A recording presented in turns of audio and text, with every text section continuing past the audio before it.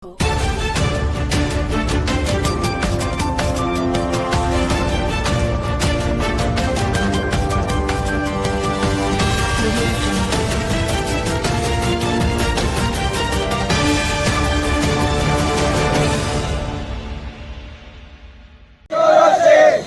करो भाई, बंद करो, तानाशाही बंद करो।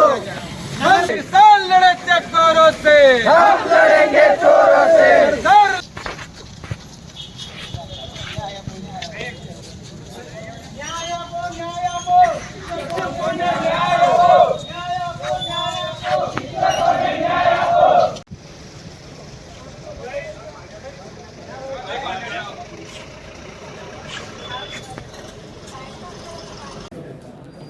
એમણે 14 તારીખે આપણે એક અરજી આપી કે ભાઈ આ રીતે અમારી સાથે પૈસા માગ્યા છે એના બાદ 19 તારીખે નગરપાલિકાના પ્રમુખે આપણે અરજી આપી આપણે આની તપાસ ચાલુ કરી દીધી 19 તારીખે આ લોકોની ફરિયાદ છે એની શું તમે પ્રોસેસ કરી આને જાણવા આવ્યા છે उसमें भी प्राथमिक तपास अभी चालू है, उसके बाद जो भी निर्णय आएगा हम बाद में ही आपको बताएंगे। आपका निवेदन लिया है नहीं? इनका निवेदन आपने लिया है? हाँ, तो अभी तो तपास चल रही तो है। उनका लिया है निवेदन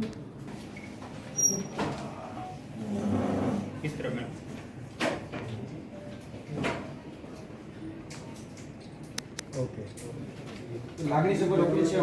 નગરપાલિકા દેશેપ હાઈસ્કૂલની અંદર જે લાંચ માગવામાં આવી ડોનેશનના નામે આજે કલેક્ટરશ્રીને કરવા માટે અહીંયા ઉપસ્થિત થયા હતા. કલેક્ટરશ્રીને આવેદનપત્ર આપી અને આજે આ રજૂઆત કરવામાં આવી છે કે જે નગરપાલિકાના જે સત્તાધીશો છે હજી સુધી એનું કોઈ સ્ટેટમેન્ટ લેવામાં કેમ નથી આવ્યું, કેમ કે આ જે બધી બાબતો છે એ બધો અત્યારે અમને બધી જગ્યાએથી એક કોમન સ્ટેટમેન્ટ મળે છે. અમને પહેલા કલેક્ટરશ્રીએ જિલ્લા શિક્ષણ અધિકારી પાસે મોકલા, જિલ્લા શિક્ષણ અધિકારીએ પ્રાંત પાસે મોકલા, તે ફરીથી અમને પાછા જિલ્લા શિક્ષણ અધિકારી પાસે મોકલા.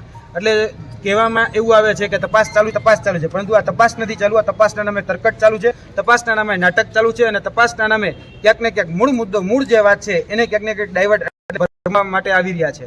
અને જે વાત છે કે ભાઈ એકની ટોપી બીજાને, બીજાની ટોપી ત્રીજાને, ત્રીજાની ટોપી ચોથાને આપવી રહી છે.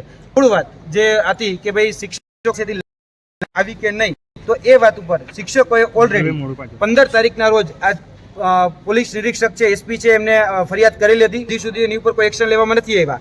જ્યારે